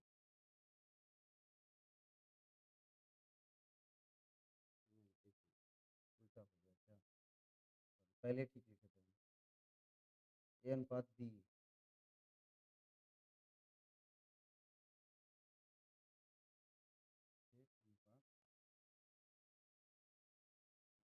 अनुपात 8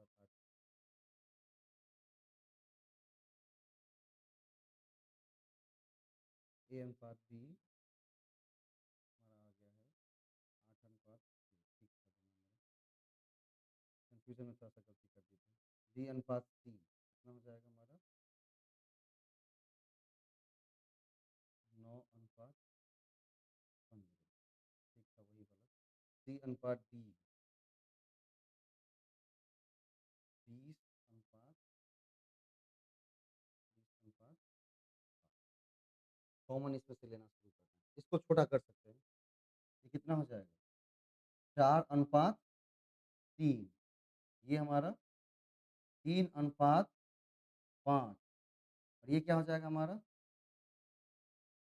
तो उससे काटेंगे कितना हो जाएगा 10/9 ठीक है यहाँ तक तो ठीक है यहाँ पर कोई समस्या नहीं ये 4 3 है ना बी यहाँ भी 3 है और बी यहाँ भी 3 यहाँ तक तो कोई समस्या नहीं है कितना हो जाएगा 4/3 अब यहाँ पर ये 5 है और यहाँ पर कितना है 10 है तो या तो इसको मान लेंगे या तो इसको मान लेंगे अगर हम इसको मान के चलते हैं इसको कितना करना पड़ेगा आधा करना पड़ेगा और तब इसको भी क्या करेंगे हम आधा करेंगे कितना हो जाएगा 9/2 ये होगा ठीक है ए बी कितना 8:6 तो कितना 4:3, बी सी कितना 9:15 तो कितना 3:5, सी डी 20:18 तो कितना हो जाएगा 10:9। ए बी के बारे में ए बी सी 3 तक ठीक था, ए का 4, बी का 3, सी का 5। अब सी का अगर यहाँ पर क्या लेते हैं हम 5 लेते हैं, तो यहाँ पर सी का कितना है 10, मतलब हम आधा ले रहे हैं ना उसका। तो वही क्या करेंगे यहाँ पर अगर हम 5 ले लेते हैं तो ये आधा होगा, तो ये भी क्या हो जाएगा आधा हो जाएगा। क्योंकि रेशियो में जो भी काम करते हैं दोनों में करेंगे, गुना भी करेंगे तो दोनों में और भाग भी करेंगे तो दोनों में। तो वहाँ पर कितना हो जाएगा 9:2। तो 4, 3, 5, 9, 2 आंसर क्या हो जाएगा नन ऑफ द अबव। ठीक है? हाँ, पहले वाला ठीक लिखा हुआ था, कन्फ्यूज़न हमने उल्टा कर दिया था। पहले वाला ही मेरा ठीक था। 8:6, 9:15, 20:18 ये हो जाएगा 4:3, 3:5 और 10:9। ठीक है? A, B, C, D UGC net का क्वेश्चन है। किसके? हाँ, हाँ। नहीं तो ये 6, 8, 9, 10 मिल रहे हैं ना, यहाँ पर 9, 8, 10 2 होंगे ना। देखिए इसको अगर यहाँ पर 4, बी के लिए 3, 3 तो ठीक है यहाँ पर, या वैसे भी आप छोड़ते हैं तो क्या हो जाएगा 8 फिर 6, ठीक है? तो फिर ये वाला नहीं मिलेगा, फिर इसमें परेशानी हो जाएगी। तो रेशियो कहता है हमको छोटा कर दो, मिल जाएगा। 3 तिया 9, 3 पचे 15। तो अब यहाँ पे 4 और यहाँ पे 3 तो यहाँ पर भी 3, क्योंकि अगर इसको नहीं करेंगे तो फिर इसमें दिक्कत आ जाएगी। फिर इसमें दिक्कत आएगी तो आगे और भी परेशानी हो जाएगी। कोई एक ही को क्या करना है चेंज करना है, बाकी सब वो सेम ही रहेंगे अपने आप। वही चीज़ें हमने उल्टा जब किया ना तुमको पता नहीं चल रहा था। मैंने कहा नहीं पहला वाला सही है मेरा। तो उसमें क्या होता है मिलता रहता है। 4, 3, 3, 5 मतलब 3 संख्या बिल्कुल आपको क्या होती है बिल्कुल क्लियर होती है। 4 ए के लिए, बी के लिए 3, सी के लिए 5। अब बचा हुआ है सी का अगर आप 5 ले रहे थे, यहाँ पर है सी कितना 10 मतलब 10 को आधा करेंगे तो 9 को भी क्या करना होगा आधा करना। बस इतना ही।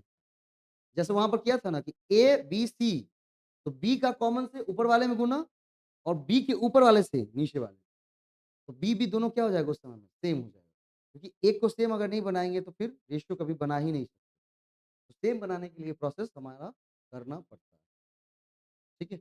ये थे 1 टू 5 वाले में और ये यूजीसी नेट के क्वेश्चन थे। तो मैंने मज़ेदार क्वेश्चन है इसलिए मैंने उठा लिया इसको, है ना? क्योंकि ए, बी, सी, डी तो यहाँ तो ए-बी-सी-डी ही पूछा है। नेट में पूछा था ए-बी-सी-डी-ई-एफ, एफ तक पूछे जाते हैं वहाँ। तो वहाँ पर ए-बी-सी-डी तक क्लियर रहता है, ई और एफ में प्रोसेस करने होते हैं, है ना? यहाँ पर ए-बी-सी-डी 4 था ना वहाँ पर 6 होते हैं। हाँ, टोटल 6 होते हैं वहाँ पर। तो मैंने 6 तक सीखा हुआ है ए-बी-सी-डी-ई-एफ तक। तो वहाँ पर समस्या क्या रहती है ए-बी-सी-डी चारों क्लियर रहता है लेकिन जो बात ई और एफ में खोज फँसाया हुआ है। तो अगर इसको आधा करें तो उसको भी क्या करिए आधा करिए, उसको गुना करें तो उसको भी क्या करना होगा गुना करें। हम 10 भी ले सकते हैं, लेकिन 10 लेते तो फिर क्या करना होगा था ऊपर वाले को चेंज करना पड़ता। 5 दूनी 10 और वो कितना होता 3 दूनी 6 हो जाता। फिर ऊपर वाले को भी गुना करना होता है। ये 6 हो गया तो वो भी 6 हो जाएगा, फिर वो क्या हो जाएगा 8 हो जाएगा। तो फिर 8-6 वाला रूल चलना शुरू हो जाएगा, है ना? इसीलिए इसका क्या हो जाएगा नन ऑफ द ठीक। ये हो गए मैथ्स वाले लगभग पूरे के पूरे हमने किए हैं कोच का जो 8 प्रकार के क्वेश्चन। तो एक क्वेश्चन हमारे आती है किससे एक आएगा हमारा एपी से श्रृंखला से क्योंकि पहली क्वेश्चन थी कि 5 से ऐसी कितनी संख्या है 2 अंकों की कितनी संख्या ऐसी है जो 5 से विभाजित होंगी। नहीं इसको चेंज भी किया जा सकता है। 2 अंकों की ऐसी कितनी संख्या है जो 3 से विभाजित है। 4 अंकों की कैसी संख्या है जो 2 से विभाजित है। मतलब इस प्रश्न को बदला भी जा सकता है। तो बस आपको क्या करना है जितने अंकों की बोल रही हैं तो उस नंबर से डिवाइड होने वाला पहला संख्या ढूँढना है और सबसे लास्ट वाला। ठीक है? अब जैसे 4 से डिवाइड की बोल रहा है, तो 4 से डिवाइड होने वाले 3 अंकों की संख्या। तो 100 तो डिवाइड होगा ही 25 चौका 100 उसके बाद क्या होगा 104 क्योंकि डिवाइड का एक बहुत खास रूल है। अगर 100 4 से डिवाइड हो रहा है तो अगली संख्या क्या होंगी 104 ही डिवाइड होगा ना। 21 चौका 25 चौका 100 और 26 चौका 104 नहीं, फिर 108 112 ये खास बात है। तो वो क्या बन जाएगा एक अरिथमेटिक प्रोग्रेशन बन जाएगा और वहाँ पर वो फ़ॉर्मूला याद रखना है टीएन बराबर A plus 9 minus 1 into D. T N का मतलब वो अंतिम संख्या जो 4 से डिवाइड होने वाली है। अंतिम क्या हो जाएँगी? 9-9 6 हो जाएगी। 996 3 अंकों वाली। 14 चौक छा कितना? नहीं 1872 976 9-9 8 हो जाएँगे। 9-9 8 होंगे। नहीं 9-9 8 9-9 8 कैसे होंगे? 98 डिवाइड होगा 9 से? 1998 4 से काट काट सकते हैं? 4 दूनी 8 1 नहीं होगा। तो क्या बनेगी? 96 हो जाएँगे। लास्ट संख्या क्या होंगी? 1996 4 दूनी 8 1 4 चौका 16 4 नवा 996 तो शुरुआत कहाँ से होंगी? 100 से होंगी, लास्ट कहाँ पे होंगी? 996 के पास। तो आपको ए भी पता है और टीएन भी पता है। बीच के कितने टर्म हैं वो निकालने हैं तो टीएन वाला फ़ॉर्मूला लगा के आप निकाल एक ये हो गया, फ्रैक्शन से 2 क्वेश्चन अभी हमने देखे हैं। एक मैंने इससे पहले फ्रैक्शन के टॉपिक में करवाया हुआ है और आज एक करवाया। तो फ्रैक्शंस में 2 ही 3 चीज़ पूछा है। क्या? कि 2-3 फ्रैक्शंस दे दिए गए असेंडिंग ऑर्डर में सजाइए या इसमें से कौन बड़े होंगे, कौन छोटे होंगे। उस समय एक ही चीज़ याद ध्यान रखनी है कि बड़ा और छोटा डिसाइड करना है। क्या करना है? बड़ा और छोटा डिसाइड करना है। बड़ा-छोटा डिसाइड करना बहुत आसान है। बस फ्रैक्शंस के अंश और हर का क्या निकालिए? डिफरेंस निकालिए, उसका एलसीएम निकालिए, फिर उस डिफरेंस से क्या करिए? उस एलसीएम को डिवाइड करिए और जितना भागफल आएगा उसको अंश से गुणा करते जाइए। तो नई संख्या बन जाएँगी और वही नई संख्या बताएँगी आपको असेंडिंग, डिसेंडिंग, बड़ा-छोटा जो भी होगा वो बता ठीक है? एक क्वेश्चन किससे? Speed, time, distance. आगरा वाला क्वेश्चन था ना, आगरा से जाने में कितना समय लगता है? Speed, time, distance. एक क्वेश्चन था, ठीक? एक क्वेश्चंस टाइम एंड वर्क से, है ना? कि ए 12-15 दिनों में करता है, बी 20 दिनों में करता है, दोनों मिलकर कितने दिनों में करेंगे करेंगे? इसको कहते हैं टाइम एंड वर्क। ये टाइम एंड वर्क का खेल था। एक प्रॉफिट लॉस से, जिसकी प्रॉफिट एंड लॉस, एक प्रॉफिट लॉस जिसको हम पढ़ चुके हैं। मतलब ये भी टॉपिक बता चुका हूँ, ये भी बता चुके हैं, ये भी बता चुके हैं। और एक एरिया एंड वॉल्यूम से, गलीच वाला था ना क्वेश्चन कल? हाँ, एरिया एंड वॉल्यूम।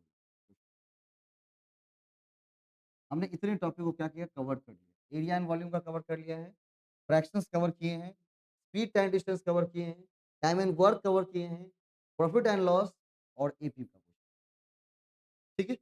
और अगर 1 + 1/2 को अगर देखेंगे तो ये भी क्या है? एक फ्रैक्शन का क्वेश्चन। मतलब फ्रैक्शन से कितने क्वेश्चन पूछे गए थे पता है? 3। अगर 10 + 2 की बात की जाए, कितने क्वेश्चन थे फ्रैक्शन से? 3 डायरेक्ट क्वेश्चन। एक पिज़्ज़ा वाला आज करवाया है, एक असेंडिंग डिसेंडिंग करवाए थे और आज भी जो था 1 + 1/2 ये क्या है? फ्रैक्शन ही तो है ना, ठीक है? ये क्या है? एक फ्रैक्शन ही है। एपी की जब बात आती है तो ये कहाँ से आ जाएगा? नंबर्स। ये कहाँ से क्वेश्चन था? नंबर। मतलब नंबर से एक क्वेश्चन एपी के रूप में, फ्रैक्शन से 3 question, 4 question, area volume 5, speed time distance 6, time and work 7, profit loss 8। ये थे 10 + 12 के जो पैटर्न थे वो। क्या थे? 10 + 12 के जो पैटर्न थे उसका जीएस के अंदर 1/8 क्वेश्चन, ठीक है? इसमें कुछ नए क्वेश्चन जो कि रेशियो वाले हैं। अब इसमें 3-4 बची हुई है। एक है रेशियो आपका, जो कि मैंने बता ही दिया आज रेशियो में कैसे पूछेगा। वो इसी तरह से पूछेगा बड़ा-बड़ा करके। तो कितना ही बड़ा करे घबराना आपको नहीं है, आप सिर्फ प्रोसेस कर लीजिएगा एक बार, ठीक है? जैसे 8/6 इसी तरह से लिख करके 3 से 4 नंबर क्लियर रहेंगे, एक नंबर लास्ट में क्या करनी होंगी ऊपर-नीचे करनी, ऊपर-नीचे एक करनी। और भी क्वेश्चंस इसमें देख लेंगे ताकि प्रैक्टिस हो जाएगा रेशियो के बारे में। एक रेशियो बची हुई है, एक एज बचा हुआ है, ठीक है? एक एवरेज बचा हुआ है, ये आपकी पूछी थी किसमें? जो अ, इसमें 9th-10th में हुआ था, जीएस वाला, उसका था। एवरेज पूछी है, रेशियो पूछी है, एज पूछी है, उसके बाद simple interest and compound interest, एक प्रॉफिट एंड मतलब अभी भी 1, 2 सॉरी प्रॉफिट लॉस तो पढ़ा चुके हैं। परसेंटेज क्या? अभी भी कितने टॉपिक बचे हैं हमारे पास? 1, 2, 3, 4, 5 क्या बचे हुए हैं? 5 मतलब एक 1 वीक का क्लास और, है ना? तो ये 1 वीक का क्लास हम कब करेंगे पता है? छठ से सॉरी दीपावली से छठ के बीच में, जो आधा दिन पार रहता है ना? तो उस बीच में करेंगे, ठीक? लैंग्वेज वाला एक पेपर पूरा कर चुके हैं उसका एनालिसिस। कल एक पेपर जो ई सेट बचा हुआ है, उसका 1 से लेकर के जितने 100 तक क्वेश्चन्स हैं, सबको एनालिसिस करेंगे और 13 उस दिन टॉपिक लिखवा चुके हैं।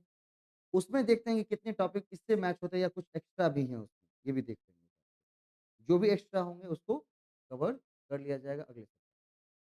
साथ ही साथ करंट अफेयर्स भेज दिया गया है, पूरे 1 महीने का उसको वन लाइनर है, उसको एक बार पढ़िएगा, है ना? याद ज माथा-मस्ती नहीं करनी, एक बार पढ़ लेनी और जब भी ऑप्शंस आएगा और आँख बंद करेंगे तो दिमाग आपका बताएगा शांति से आंसर ये। ठीक है? पढ़िएगा ये मतलब कि एक बार पढ़ दी बस नहीं, पढ़ने का मतलब उसको ध्यान से पढ़नी है। हाँ, ताकि वो ध्यान में रहे कि मतलब कौन-सा क्या किया है। पढ़ने का मतलब तो 5 ही मिनट में पढ़ देंगे पूरा टाइम। मतलब 2-3 आज पढ़े, फिर कभी रिवाइज़ कर लिए, फिर कभी रिवाइज़ कर लिए, फिर कभी रिवाइज़ कर लिए। ठीक है? हाँ, तो उसका करंट अफ़ेयर्स का बाकी पीछे वाले करंट अफ़ेयर्स हैं, वो परीक्षा बंधना किताब लिए कि नहीं? नहीं लिए हैं, उसको लीजिएगा तो उसमें बताएँगे कि क्या-क्या थोड़ा-थोड़ा पढ़ना है। उसमें ज़्यादा नहीं, उसमें थोड़ा-थोड़ा ही पढ़ना है। और हम कल जीएस का शुरू कर रहे हैं क्योंकि एसटीईटी सीटेट का भी शुरू हो रहा है पेपर, उसमें भी 6 टू 8 में क्या करने हैं? करंट हाँ, सब पूरा कर देंगे, काहे la दिक्कत है? हाँ, तो ये किसका तो सीटेट भी शुरू हो रहा है, उसमें भी 6 टू 8 के पूरे कवर करने हैं, 9th-10th कवर करने हैं आगे चल कर के।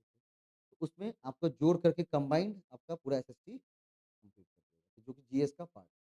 साथ में साइंस पोर्शन कर दिए जाएँगे, साथ में करंट अफेयर्स हो गई है, मैथ्स हो गई है, पूरी हो गई।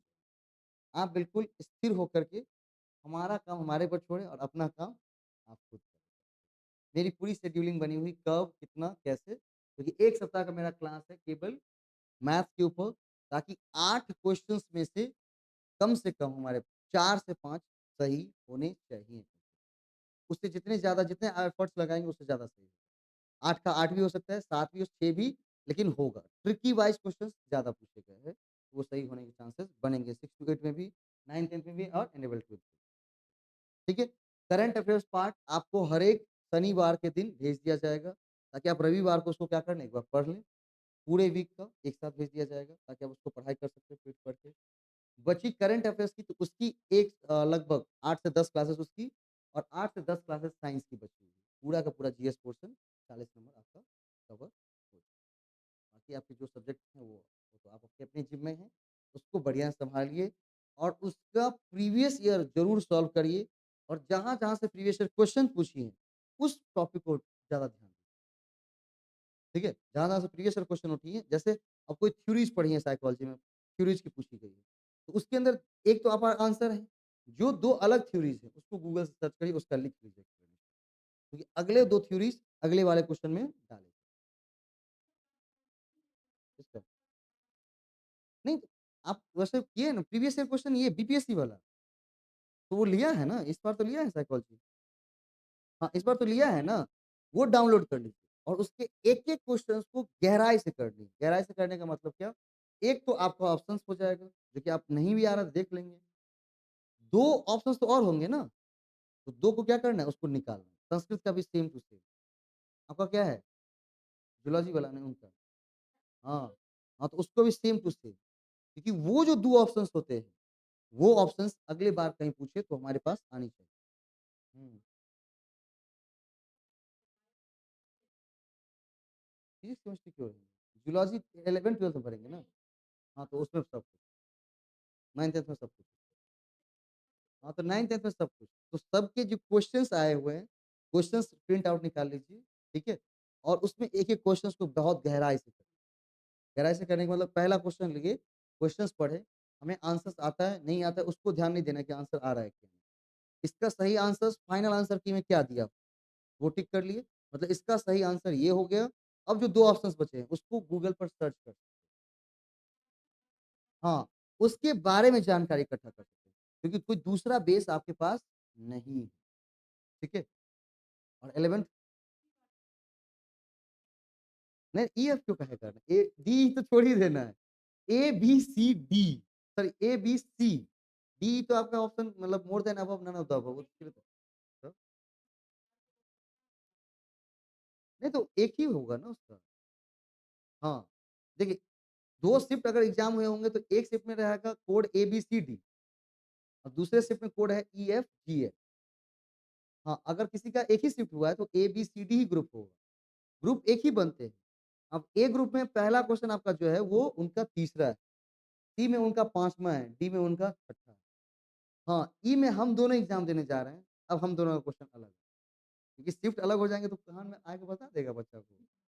शिफ्ट अलग होंगे तभी क्वेश्चन अलग, 2 नहीं तो एबीसीडी मतलब एक ही सेट निकालिए, ठीक है? वही एबीसीडी। तक ये 9 लाना, 9 हाँ, पहले 100 में कितना लाना था? 30 है ना? अब 100 में 100 के लैंग्वेज नहीं होकर के अब लैंग्वेज हो रही है 30। इस 30 में 8 प्रश्न आपके 8 क्वेश्चन्स आपके 8 क्वेश्चन्स आपके इंग्लिश के आ रहे हैं। इंग्लिश के आ रहे हैं एंड 22 क्वेश्चन हिंदी, बंगाली या उर्दू में से कोई। एक। ठीक है? और इसका 30% निकालेंगे तो कितना होता है? 9 मतलब कम से कम 10 क्वेश्चन्स को टारगेट रखने की सही हो 9 को टारगेट नहीं करना है 10 क्योंकि ये कम भी हो गया या उससे भी करना है तो 40% को टारगेट करके रखिए 12 किसको? 12 हाँ, लेकिन दोनों में एक खास बात होगी, दोनों में पैसेज रहेगा। पैसेज में नंबर की संख्या को कम कर दिया जाए हाँ, पैसेज पे रहेगा ही। हिंदी में तो कन्फर्म ही है, इंग्लिश में चांस कम बनते हैं क्योंकि 8 ही क्वेश्चन ही देना है ना। अगर एक पैसेज दे दे तो 5 क्वेश्चन तो वही कवर हो जाएगा, है ना? तो एक पैसेज या पैसेज की नंबर की संख्या को कम किया जैसे पहले उसमें 5 पूछा था, इसमें 3-3 करके पूछ लेगा, ऐसा भी होता है। पैसेज के 3 क्वेश्चन्स भी बन के आए हुए हैं कितनी बार, नेट में भी ऐसा हुआ है। तो कितने हो जाएँगे 6 पैसेज से आ रहे हैं, बाकी 24 क्वेश्चन्स आपके अलग-अलग। जैसे पर्यायवाची पहले एक 5 पूछा था, तो अब 1 ही पूछेगा। तत्सम तद्भव पहले 2 5 पूछे तो अब 1 ही पूछेगा। संख्या को कम कीजिए, तभी कोई दिक्कत नहीं है। अगर हम सारे फैक्ट्स जो कि हमारे 100 के बेस पे काम करके जाएँगे, तो 30 भी क्वेश्चन सेट करें तो कोई दिक्कत नहीं है। जैसे मैं पर्यायवाची, विलोम शब्द, तत्सम तद्भव जो पढ़ाने वाला हूँ, हाँ, मैं बताऊँगा कुछ कोई दिक्कत नहीं। आपके लैंग्वेज जीएस में कहीं भी कोई समस्या नहीं है, एग्ज़ाम, है ना? और थोड़ा-सा समय मुझे इसलिए लगता है, क्योंकि देखिए थोड़ा-सा समय मुझे इसलिए लगता है कि भई अगर मैं मान लीजिए शंकु का आयतन पूछ रहा है मैं बता दूँ, शंकु के बारे में ना बताऊँ, अगर कोई बेसिक क्वेश्चन पूछ दिया तो आप खुश हो जाएँगे। इसीलिए थोड़ी-सी बेसिक के साथ एडवांस बतानी पड़ती है कि अगर बेसिक भी आया, आप बना सकते हो, है ना? इसलिए समय लग जाता है, क्योंकि बेसिक टू एडवांस करने में तनिक समय तो लगेगा, ठीक है? हाँ, नहीं, नहीं हिंदी ही लीजिए, क्योंकि उर्दू ले लेंगे तो मेरे लिए तकलीफ पड़ जाएगी। हमको आता ही नहीं है, ज़ीरो, ठीक है? और अब क्वेश्चन्स कितने जो 120 के पेपर होने हैं टोटल, अब हो जाएँगे वो 150। इस 150 में 3 पार्ट बटा रहे हैं। फर्स्ट पार्ट इज़ लैंग्वेज, जो कि लैंग्वेज कितनी? वो 80 30 नंबर की ना? लैंग्वेज 30 मतलब अब आपको एक ही दिन एग्ज़ाम देने जाना पड़ेगा, 2-3 बार एग्ज़ाम देने की ज़रूरत नहीं है, इसलिए। और बी पार्ट होंगे आपके जीएस, जनरल स्टडीज़, जो कि होंगे 40 क्वेश्चन्स एंड सी पार्ट होंगे आपके विषय सब्जेक्ट आपका जो है, उसके जो भी सब्जेक्ट हैं, वहाँ से पूछेंगे, ठीक है? ये सिर्फ़ क्वालीफाइंग है, ठीक है? यहाँ इस दोनों पर मेरिट बनने वाला है। टाइम कितने रहेंगे? अब तो पहले 2 घंटे मिलते थे ना? उस पेपर को करने के लिए कितने घंटे मिलेंगे? 2 घंटे 30 हाँ, 30 क्वेश्चन भी बढ़ा दिया है ना? पहले 120 क्वेश्चन्स था, तो 2 घंटे मिलते थे। 150 क्वेश्चन्स थे, तो ढाई घंटे मिलेंगे, ठीक है? मतलब एक ही दिन ढाई घंटे बैठना है और पेपर को सॉल्व करके आना। बस दोबारा एग्ज़ाम देने की ज़रूरत नहीं है। तो जो भी करना है वो एक ही दिन में पूरा सब कुछ ऊपर-नीचे, आगे-पीछे सब कुछ एक ही दिन में करके बाहर निकल जाना है। दूसरे दिन की कोई भी चांस आपके पास बचती ठीक है? यही पैटर्न पैटर्न बदलाव किया गया और कुछ ज़्यादा बदलाव नहीं है, सब कुछ जैसे थे वैसे ही, ठीक है? हाँ, हुँ। तो एसएसटी है तो आपका ये भूगोल, इतिहास, नागरिक सब मिला 80 नंबर। हाँ, ठीक है। सब मिला कर के खिचड़ी। शनिवार है ना तो खिचड़ी बना के रात में, ठीक है? हाँ। और सभी के बीपीएससी पर साइट पर आप जाएँगे, आपको सबका क्वेश्चन मिलेगा। नहीं मिलता है आप हमको भेज दीजिएगा, मैं आपको डाउनलोड करके भेज दूँगा। उसका प्रिंट निकाल लीजिए, उस पर क्वेश्चन्स को बैठ के करिए क्योंकि उस क्वेश्चन्स को अगर नहीं किया और आप सिर्फ पढ़ाई कर रहे हैं, तो पहले फेल होकर के आप ही आएँगे। हाँ, क्योंकि क्वेश्चन्स के बेस को नहीं देख रहे हैं ना, सिर्फ आप पढ़ाई पढ़ाई करते जा रहे हैं। क्वेश्चन्स को भी देखते रहिए, उस हिसाब से पढ़ते रहिए। अब जैसे कोई चैप्टर है जिसमें से 2 से 3 क्वेश्चन्स पूछे गए, मतलब वो चैप्टर काफ़ी इम्पोर्टेंट ऐसे ही दिमाग लगाएँगे ना। अगर मान लें किसी से एक ही क्वेश्चन पूछा है, मतलब उससे वो कम इम्पोर्टेंट है, लेकिन इम्पोर्टेंट वो भी, ठीक है? कहाँ से पूछा गया ये भी देखना है। जैसे मान लीजिए संसद से ज़्यादा क्वेश्चन पूछे गए, जैसे अब एसएसटी है आपका, संसद से ज़्यादा क्वेश्चन, तो संसद के 3 पार्ट हैं, तो तीनों पार्ट को ढंग से पढ़ना है। राष्ट्रपति आते हैं उसमें, फिर उसके बाद लोकसभा आती हैं, राज्यसभा आती हैं, है ना? उसके नोट्स तैयार हैं, हायर एजुकेशन आप ले लीजिएगा, उसका पूरा पढ़िएगा। नागरिक उसमें कोई दिक्कत नहीं, नागरिक उतने सफिशिएंट उसमें लिखिएगा, है ना? तो मेरा काम हम कर रहे हैं, अपना काम आप खुद करें और बिल्कुल हड़बड़ाने की ज़रूरत नहीं है, क्योंकि हड़बड़ा कर ही एग्ज़ाम खराब हो रहा है। 1 नंबर से किसी का छूटा है तो वो पढ़ा नहीं होगा ऐसा नहीं है, ज़रूर हड़बड़ाया है ना? और वो भी आया हुआ क्वेश्चन गड़बड़ किया है, मतलब क्या? ये बहुत बड़ी खराबी है। नहीं आ रहा था क्वेश्चन, गलती हो गई, चलो मान लिया। आता हुआ क्वेश्चन एक गलत हो गया जिस वजह से रिज़ल्ट रुक जाती है, उस टाइम तकलीफ बहुत होती है। टीचर को भी और आपको। हाँ।